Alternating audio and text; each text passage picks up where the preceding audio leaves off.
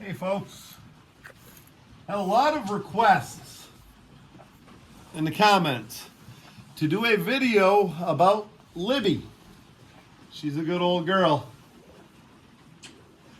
Libby is 24 or 25. Here in a couple months she'll turn either 25 or 26. There's a little debate in our family. We don't quite remember.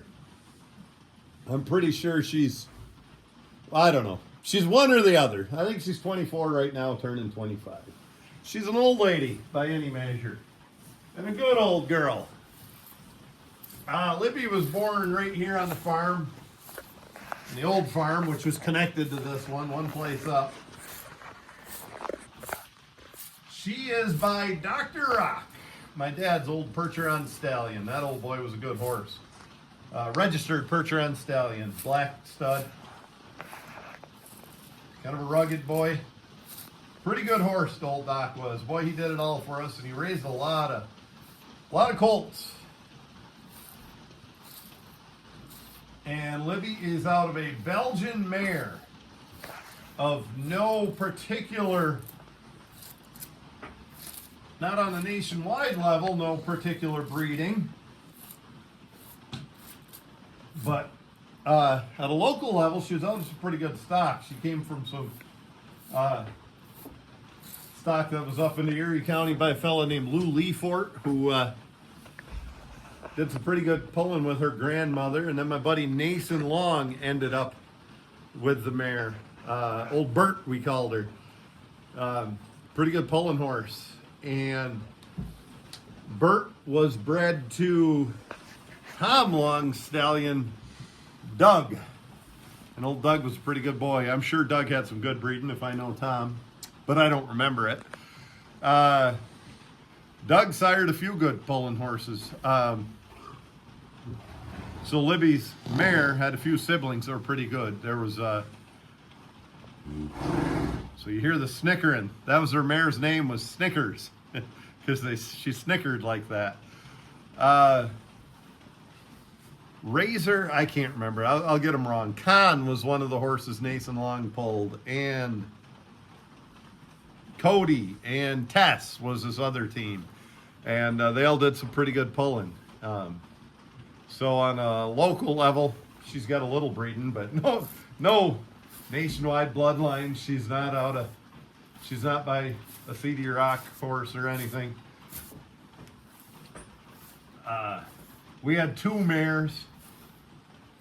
They're bred the same out of that cross, out of Bert and Doug on the Belgian side. They were Snickers and Lisa. My dad changed Snickers' name to Blossom because he said she was going to blossom right out. She was a little gangly as a weanling or a yearling or whatever she was when we got her. Bred them when they got old enough. Bred them to my dad's stud, old Doc. Doc was a black horse with a big white star, and boy, he passed that down generations away. You kind of see it on Libby. You can still see it as far removed as Elvis down here. He's eating a little snack right now, but Doc crossed pretty well on a lot of different mares.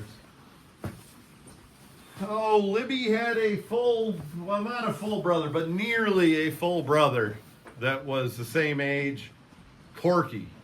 So Libby was out of a Belgian mare named, as I said, Snickers, that we changed to Blossom.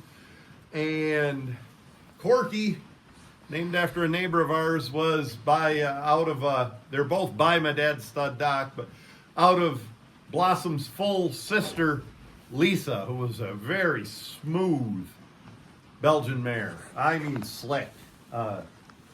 Handsome little girl she was.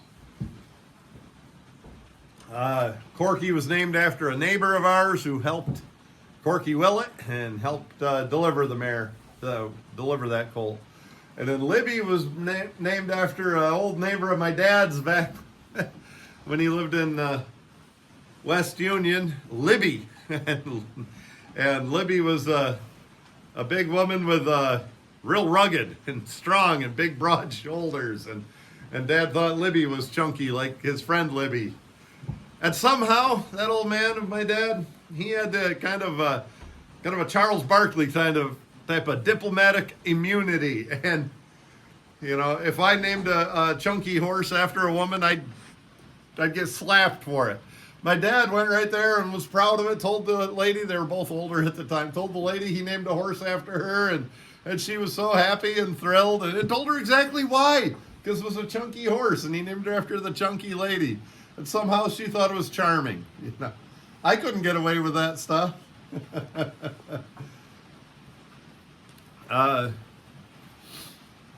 Libby, things were a little rough back there on the old farm, and Libby was one of a couple horses that got out, and we didn't even know they were getting out, into a buckwheat field when the buckwheat was mature, and ate free choice of buckwheat for about 2 months. And we couldn't figure out why she kept getting fatter and fatter and wasn't eating much hay, and it's because she was eating all this buckwheat. We always grew buckwheat, planted it with the horses.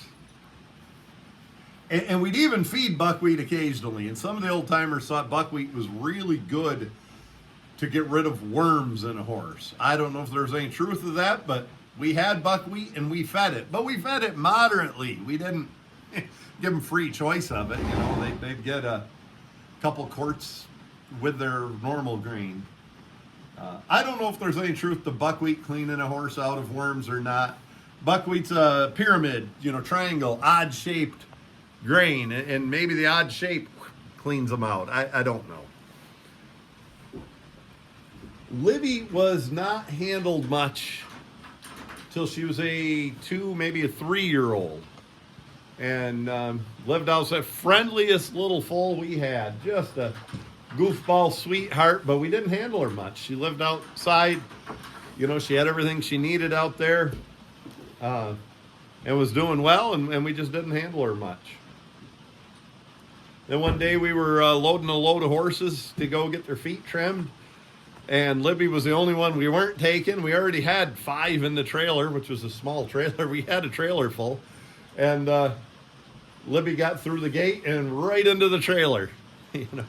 So we said, hell, we'll take her along, and we closed the gate, and away she went, and got her feet trimmed up, which they didn't need real bad, but as long as she was along for the ride, we did. And started working her that year, and I don't remember the year. It was her 3-year-old year, I think it was. So we're talking around 2000, around the time of your birth, Nick, or a little... about the time of your birth. Libby was probably born in 2000, and we started working her when you were about a yearling, Nick.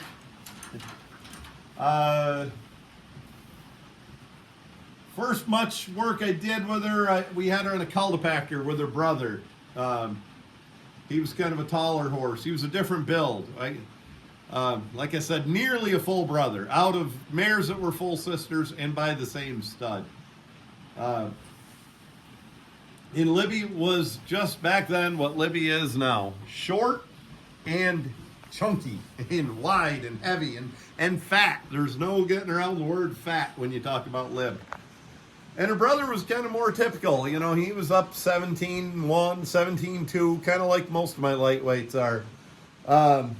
You know, he hadn't reached his maturity yet, but he was probably an 1,800-pound horse who matured closer to a ton when he got ready. As did Libby. Libby, you couldn't hardly get her under 1,900 pounds, but short, you know.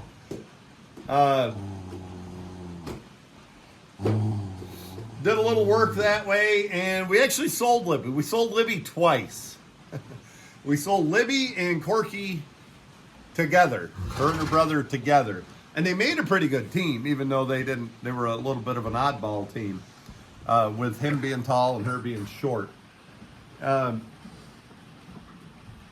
Sold them to an Amish friend, and that's what we did back then. We raised a lot of horses and broke them and sold them. You know, that was our game, part of our game. And he called a week later and was real happy with these two horses, but they didn't match, and he couldn't drive them with such a height difference. So he kept the gelding, and we bought Libby back.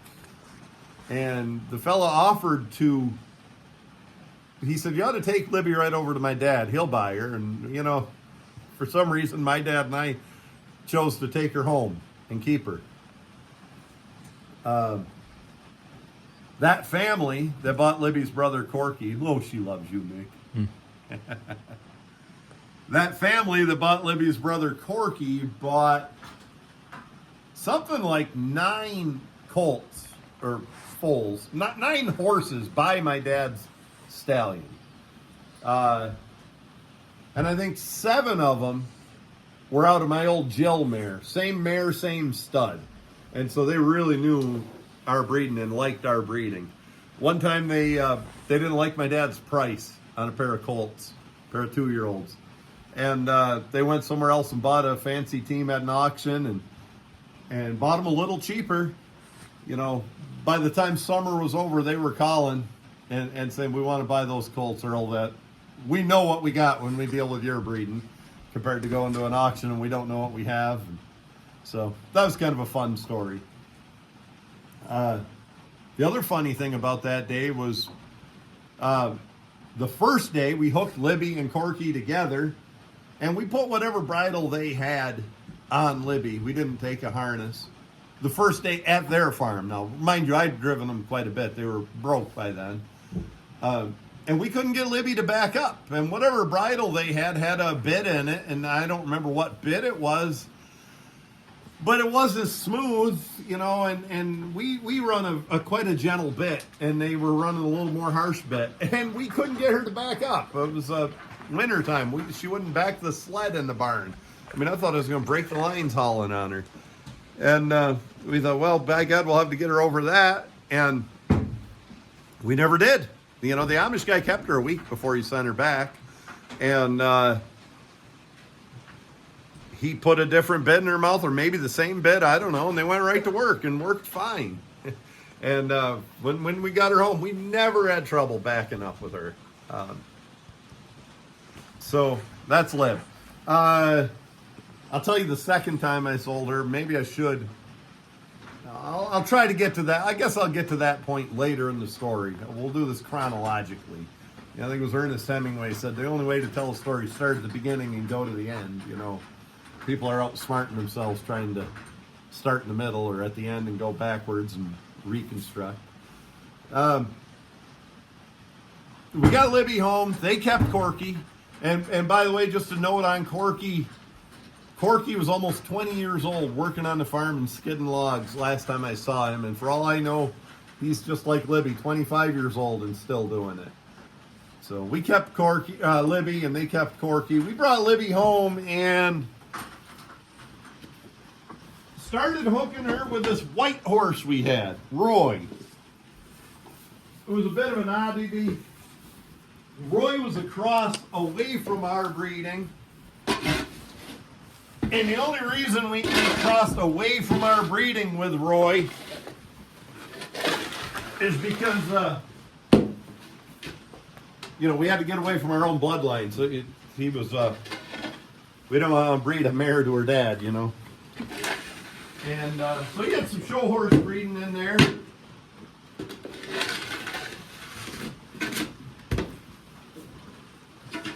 Kind of a small, even by lightweight standard, kind of a smaller horse Roy was. Gosh, he was lucky to... It hung right around 1,650 pounds. And the damn horse never changed in his life. That was kind of cool about Roy. I broke him as a 2-year-old, and Roy stayed here on the farm until he was 27 or 28. And I never changed his collar. He never wore a different collar. The same collar, same pad from the time he was 2 until the day he died. He just never varied. You know, a lot of horses, they get soft if you're not working them, and their neck's not as big, or their neck's bigger rather. And then they get hard, and you got to put an extra pad in or a smaller collar. And Roy just never changed. That was kind of groovy. So we dubbed that to be Libby's teammate. And Roy was a bit of an oddity. I broke Roy as a 2-year-old, but never did a lot with him. We never really had a teammate for him. I pulled him one time. I got him hard and ready and pulled him with our stud. And Roy showed pretty good. And our stud, typical of what Doc would do, he wouldn't pull a sick whore off a piss pot. And there we were. So I guess Roy didn't get much, what's his name? Yeah, Roy didn't get much done that day because of Doc, the stud. And I never pulled him again until I started hooking him with Libby. And wow, were they a good team. And just a pleasure to drive and mated perfectly and looked pretty good together. You know, a Boston hitch, a black and a white. Now, Libby, especially as time went on, got quite a lot more chunky than Roy. But they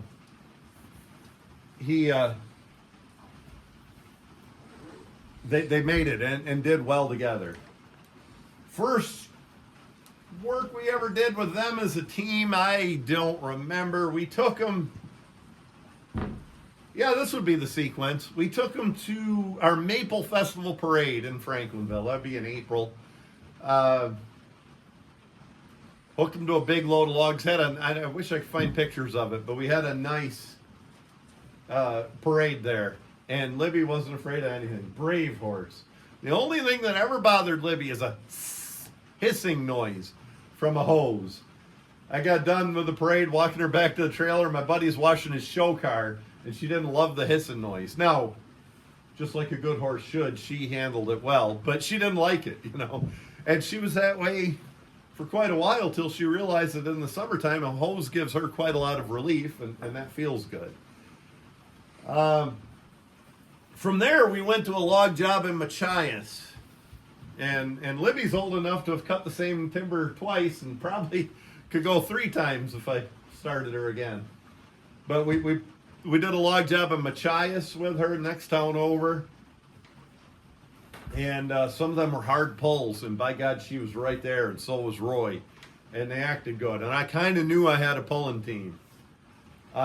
Spring of the year, my buddy couldn't get into the woods with his skidders, and so we took horses. And my buddy, Brock Stadler, not a lot of people know this about him, but he's a pretty fair horseman. Good teamster. And Brock drove one team, and I drove the other, and we moved quite a lot of logs. Funny thing about Brock would drive Libby and the other horse, Roy, and he's so used to a log skidder, he'd get his hitch hooked up, and he'd get everything ready, and he'd get up there to drive the horses, and he'd put his earmuffs down on his hard hat. He's so used to the noise from a log skidder. I guess the other memorable thing about that log job was a couple times we were using a skidder. We couldn't skid with it. It was just so muddy. But we'd use the winch on it to pull some trees up over a bank. Then we'd skid them out with the horses. And we're not going out empty, you know. So we'd put a hitch behind that skidder.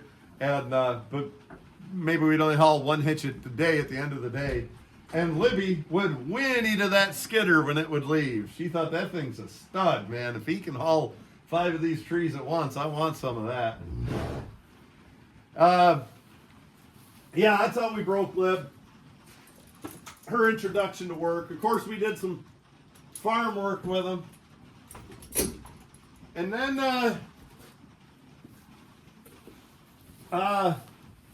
we went to a horse pull out in Clymer, New York. It was a, not a volunteer horse pull, a charity type of horse pull. And second time we ever pulled Roy, it had been 5-6 years. Roy was older. You know, Roy might have been a 9-year-old when we started hooking him with Libby as a 3-year-old. Hell, he might have been a 12-year-old. He was older. But we went out there, and there was a big pair of gray horses, and they had won that pull. There were a lot of teams there. And that particular team had won that pull 3 years in a row, and we went in there and crossed a load on them. And I mean, they hooked them. They hung them up. They went 3 tries and couldn't budge it. And old Libby and Roy had 4-wheel drive in that rain, and we went in there and won it. Kind of a proud moment, you know, and her being just a girl and just a youngin'. and took them back home and started pulling them into lightweights. We really didn't have a farm class then. And we did a lot of really good lightweight pulling with her. We never got a lot of wins. I got a damn lot of seconds and right up close. I never got a lot of wins. But a good job. And they were outclassed. I mean, we had a Libby, and back then we could weigh in almost full. I mean, we weren't that big enough for the lightweights. But anyway, Libby and Roy weighed 1,600, and we could knock it around with those guys, but we couldn't win. We just couldn't get there in the lightweights. You know, we got a few farm classes once they started offering them, and some, you know, maybe a log pull or something. Actually, Libby might have won a lightweight with a different teammate one time. A horse I didn't own. One time, Libby was, what was I going to say, Nick? Your job to remind me. Oh, I got sick of Libby. Was about in her prime by this time, and I got so damn sick of getting second place. I mean, I could get right up there and not win one of these polls. And I said, we need to change this. And so I was telling this story in a podcast the other day. I can't find Libby's bridle. We're going to use this one today. I opened up their blinders. No blinders. You know, I use the bridle like this. This is my buddy Andy Herzog. Open bridle.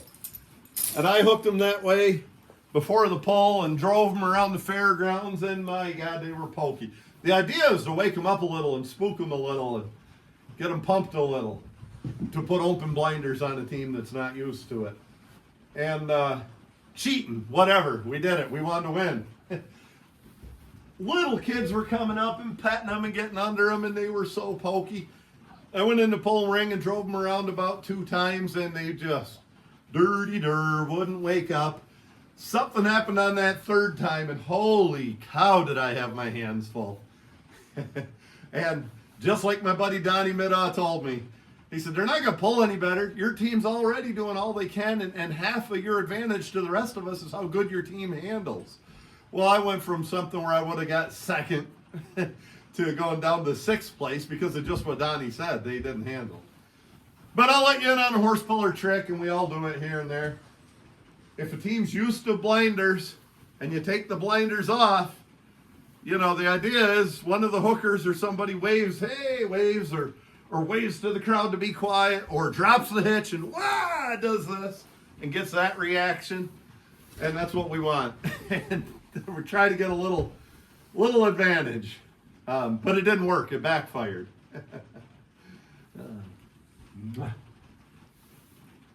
I'll bet you Libby got 2nd place at the Cherry Springs log pull. I'm guessing I got 2nd place there 12 times through the years and have never won it. And I'll bet Libby was 6 or 7 times. One time she got 2nd in the lights, and Francis Green had a horse got lame and wanted to pull her in the heavies, and we switched, and he pulled her in the heavies. Our buddy Randy Van Housen drove him, and she ended up 2nd in both classes. We're pretty good for 2nd, weren't we, old girl? But Libby and Roy together, there's nothing 2nd place about them in the woods. I mean, a pleasure to work and hard working. So the thing about Libby is fat. I mean, people far and wide, when I talk about Libby, they think fat. And there's a reason. And it's because Libby is fat and always has been. Since she was a 2-year-old, she was just this fat. And she used to work long, hard hours in the woods, and I just couldn't get a handle on it. I mean, if she was somebody else's horse, I'd yell at them every day, you're going to founder that damn thing. And Libby has never taken a lame step in her life and been fat that whole time. I buggered her neck up once. My fault. Poor fit and collar pad. I've showed that in other videos. I got what do you call it, Nick? Fistula of the withers I put on her neck. I was about to say that. But we healed it up, and we got her neck in good rig, and we learned to collar her different. If you want to show, right up close here. So here you see the white scars. I'm ashamed to tell you this, but I want you to learn from it. See how I put my fingers right in there. See, she's not even sore if you take a bigger view. But that's fistula of the withers. It's a ligament that runs the length of the neck. It's what gives the neck the shape. When they get hurt back here, it's fistula of the withers. When it happens up here, it's pole evil. And we got Libby over that. And she did a lot of work after that. Yeah, I had a collar pad that had a wrinkle in it. Had a lot of fun with Libby and Roy. They were easy to weigh in. I liked that. After a while, I took a job buying logs and working in a log yard first, and I wasn't logging anymore. So I didn't use Libby and Roy as much. And I was going to sell Libby the second time. I had somebody called, another Amish fella from a different community, and offered to buy her. And I took her over, and we hooked her with his horse. And he heard, he said, I heard this horse will pull. And I said, oh, you're damn right. She's a pulling horse. And I never had Libby let me down at a horse pull. She would pull. But we hooked her with his horse. And she just buried his horse and made a heck of a draw. And I hadn't driven horses much. I've been working in a log yard. I hadn't driven horses much in the last year or something. And I think we'd lost old Roy by then. He was 28. And it felt so good to drive a team. Driving a team's one thing, but driving them on a load is something different. And the guy wanted her. And it felt so good to drive her that under a load and to be driving a horse again. I was going to get out of the horse business. That I put a ridiculously high price on her that he would have been fooled to pay. I mean, he didn't buy her, and I put her in the trailer, and I said, better a rose for the living than a wreath for the dead. And we came home and decided to get her bred. And that was a process. And yes, Libby's always been fat, but that's not the issue with breeding her. The issue with breeding her was inconsiderate stallion owners that just, the first guy he had some other horses coming in and he needed my mare out of there and didn't even have her for a full heat cycle. By then it was later in the year. We had another friend who was not inconsiderate, but his stud was even fatter than Libby, and the stud couldn't get anything bred. The stud missed a lot of mares. He tried hard. I give him a lot of credit. And then Corbley Orndorff gave me the advice of take her to a stud that'll pasture breed. He said, get right back to the basics.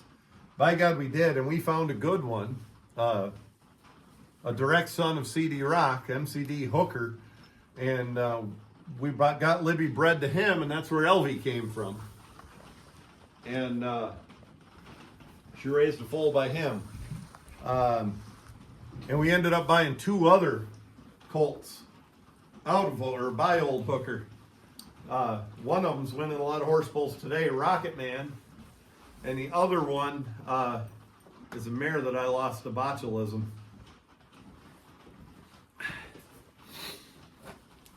By then I'm getting a lot more back into horses, and I used Libby to break horses a lot, and we even did a little bit of pulling with her. And raised Elvis. Couldn't get her bred again. Some of it was just bad luck. She bred one year and lost the colt over the winter, and a lot of horses did that year. So we got one foal out of her. Not very productive. You wouldn't make a good cow, Liv. Guess we gotta hook the belly band. Libby's always been so fat. I have a hell of a time getting belly bands hooked under her. She's so big. A lot of times I would use a saddle girth instead of a belly band.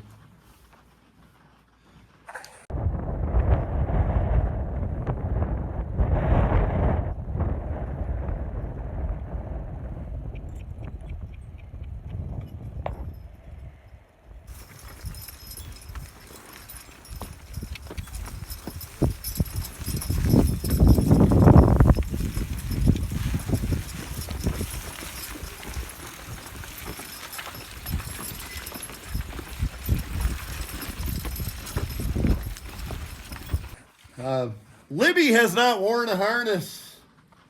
Not all of last year. I don't think I harnessed her once. So we're in 2025. 2023, Nick drove Libby and Elvis a couple times. And one day, as a 22 or 23-year-old, Nick drove him at the Father's Day pull in Black Creek, New York, to a heck of a nice finish. They pulled and did a good job at her age. And they won the best appearing team that day. At that age, a crossbred horse won the best appearing team. So that was I always enjoy telling that.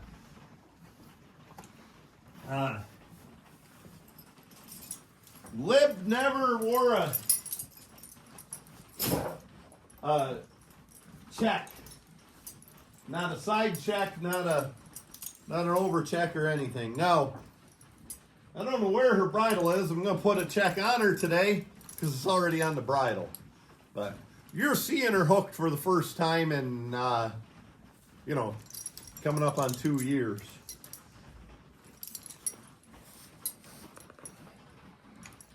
Oh, I was trying to think. The kids were asking me to tell some stories about Libby.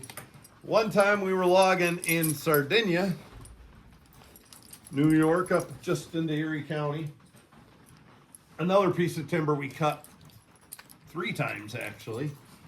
You can do that when you do some good long-term management.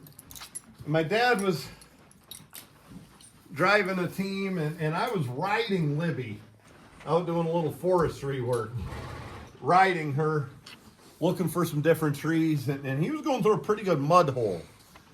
And he said, "Brandon, I want you to ride that horse around, find me a good path around this mud hole. I'm sick of going through that mud, dragging the logs through the mud." And I went about 10 feet off the trail and things were looking good. And I always knew there was some quicksand up there in Erie County in this area. But I didn't know where. Well, I found out where in a hurry.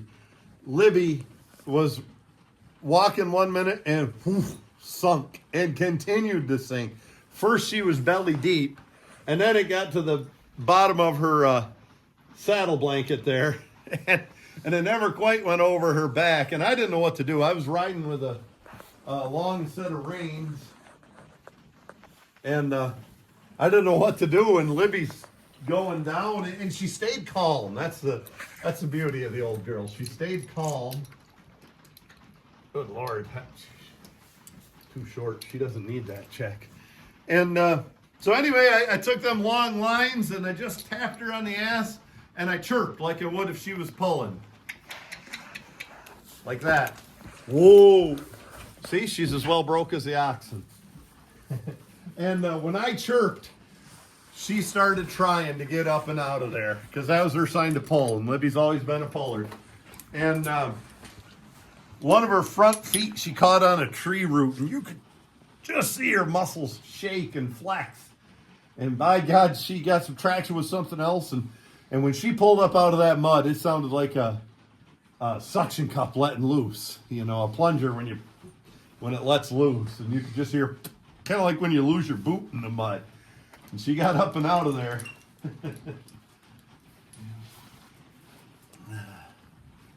Another time I was dragging the arena between events at a saddle horse show. And was using Libby and Roy just to get them a little exercise, and I was announcing the show. And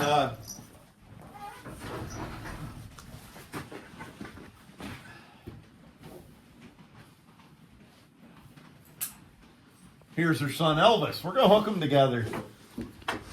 I was using Libby and Roy to drag, and somebody talked me into riding Libby through some of the events. And we went through the barrel race with Libby in her full harness. And it was fun. And she was stupid fast. Probably one of the, as it was, I don't remember the time, but as it was, we had one of the better, we beat about half of the saddle horses. The trouble was getting around a barrel was about like steering a semi around a slalom course. And that, but boy, going straight, I remember when I crossed that last barrel and I chirped, holy cow, she was throwing and stuff and just moving that old fat ass. And we didn't have a long ways to wind down in that arena there in Franklinville. And so we crossed the line, and I said, whoa, and I drew up on the lines. And we did a sliding stop that would win a lot of cutting horse, or whatever those reining horse events. She put them hind feet right between her front legs and slid for 15 feet. Probably could have never got that done again, but just a fun memory. You know, when you've had a horse for getting toward a quarter of a century, and you raised her from day one, and you made your living with her, and you raised some foals out of her, you're going to have some memories like that.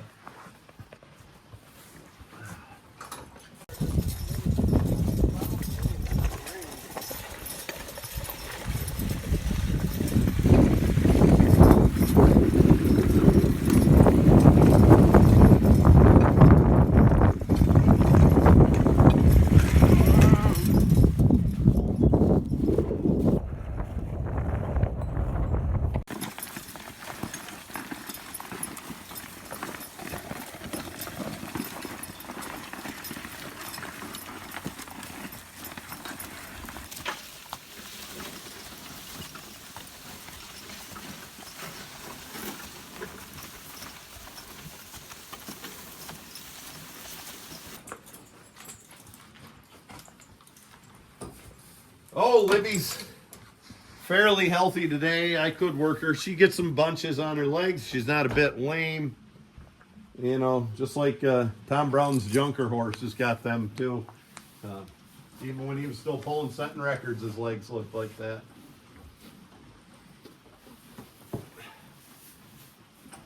Yeah, really, she's never taken a lame step. She'd be the last horse I would have expected to have longevity and never take a lame step, just because of how fat she is.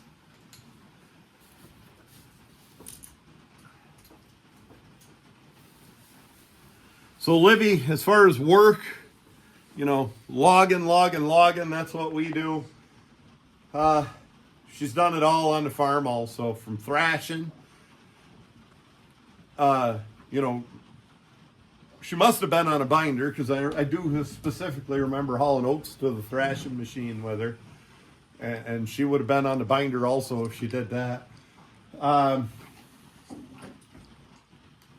Plowing, lots of plowing. Breaking colts, she's...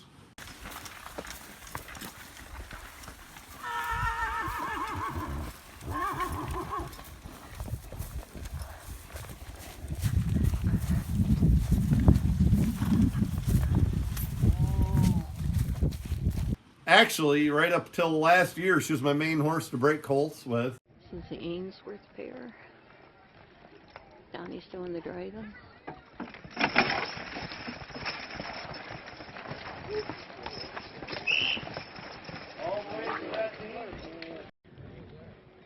Donnie doing the driving at Centerville Farm Club.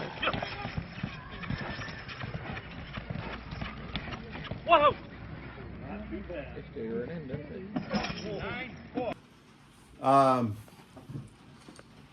Been in a 4-horse hitch, 3-horse hitch. We drove her 4 wide, 2 and 2. Lots of combinations. Pulling's always been her forte. She just loves it.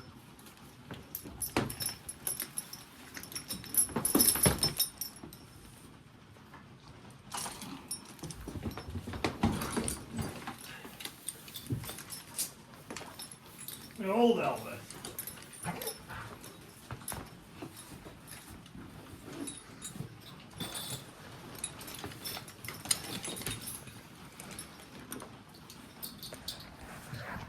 One thing about pulling lightweights, my horses are all around the same size. I don't need a huge variation of harnesses. You know, something like we're doing now, where I'm not even going to hook these horses. I'm just going to drive them just to say I did and show you on the camera a little bit. I could put Zodiac's harness on Libby, and it's within a reasonable fit. The collar fits pretty good. The britching, I mean, it's reasonable.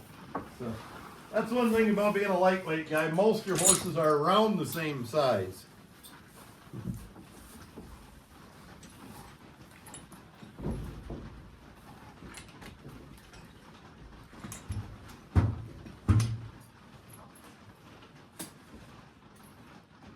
Longevity is nothing new. I think it goes in our bloodlines here.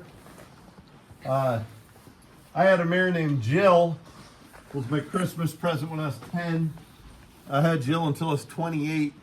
Jill won a horse pull and a horse show in her 20s, right down to Franklinville. Her and, hell if I know who we hooked her with, but her and, couldn't have been Libby.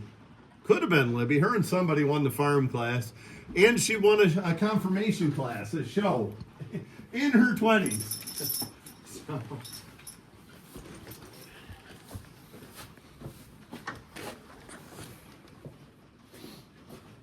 I don't understand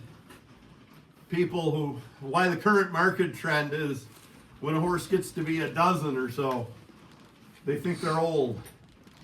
And the market value goes way down. I mean, you give me a 15-year-old horse, I got 10 more years of work in that thing. But the market value goes way down. That's just a current trend, I guess. I don't get it, buddy. The good news is, if you're a working guy, working a team on the farm or in the woods or anything, buy them up, buy them cheap, and get 10 years work out of them.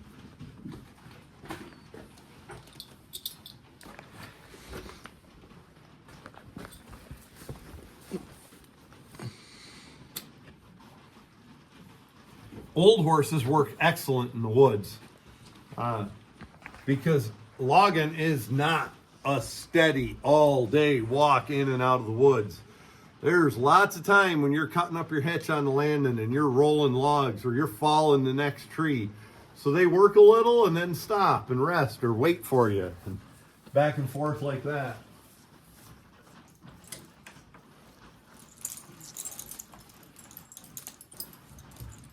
I was just wondering why I get to do all the harnessing and Nick gets to run the camera. And then I remembered it's because I'm terrible with the camera. I've seen some of these videos I've made. I've seen them on a TV or a computer screen, and the ones where I'm on the camera. Holy cow. I get it. I'm surprised you folks don't say more in the comments or tell me about it. It's a lot better when Nick's on the camera than when I am.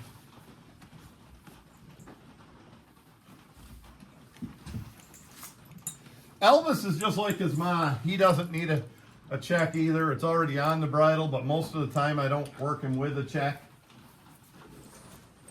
Elvis holds his head pretty good. The only time Elvis ever needs a check, he'll, what the heck's going on? Every once in a while, he'll try to put his head down on the landing or something and eat a little grass. Good Lord. And so I like to keep his head up from that. Libby doesn't even do that. Libby doesn't put her head down because she ain't supposed to.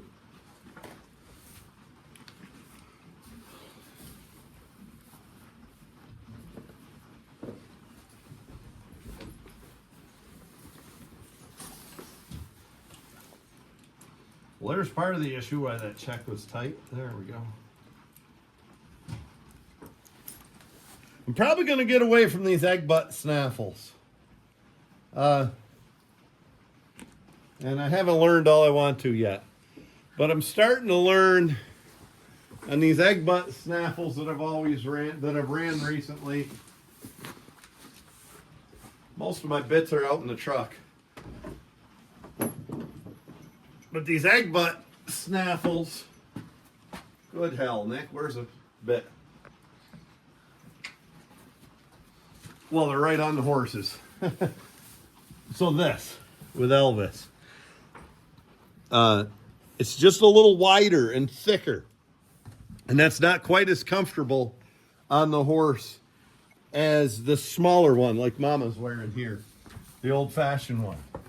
And the reason is they don't get the lip seal as good with a bigger piece of metal in their mouth. Throw that overcheck bit right out. This pair of horses doesn't need it. That's just confusing this picture. Some horses need that, some don't. But they, like I said, they both happen to be on those bridles.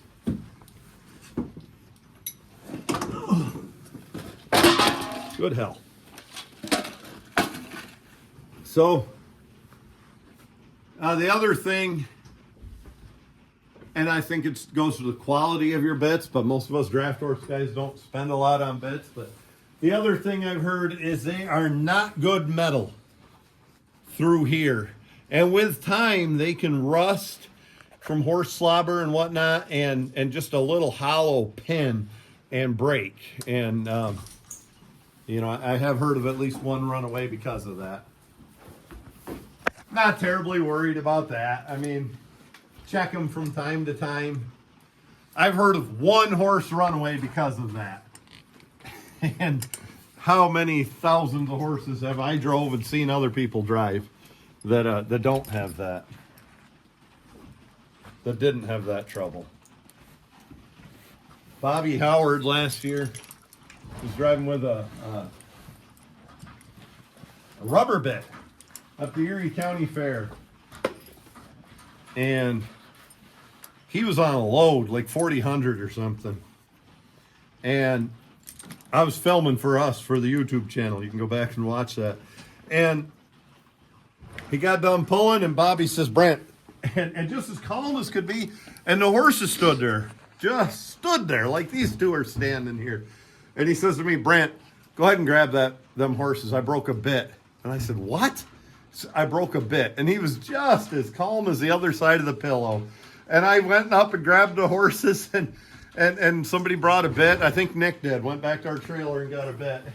We put a different bit in, and we were fine. But that's horsemanship right there. I mean, pretty much if you're talking about Bobby Howard, you're talking about horsemanship anyway. But there wasn't another pair of pulling horses there that day that would have done that, including my own. You know, there aren't many horses in the world that would do that with a broken bit. All right.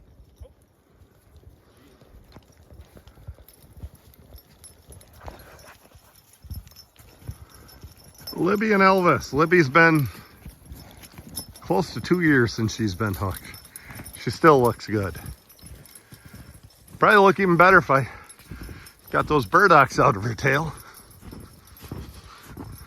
At Libby's age, if I needed a horse, I wouldn't be afraid to work her today.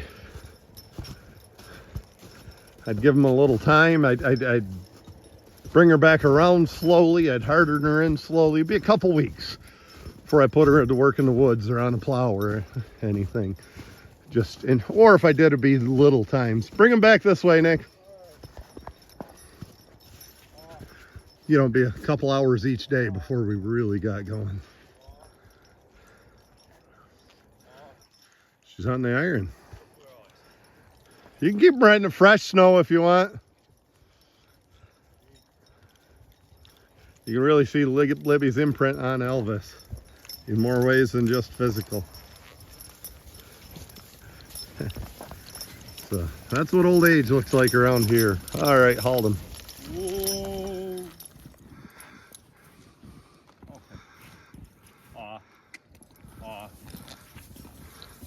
Okay. Ooh.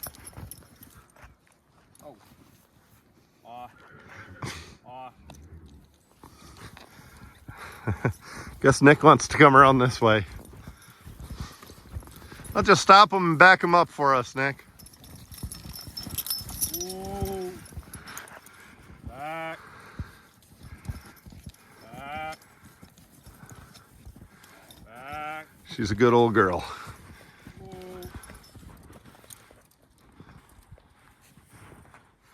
Zoom in a little.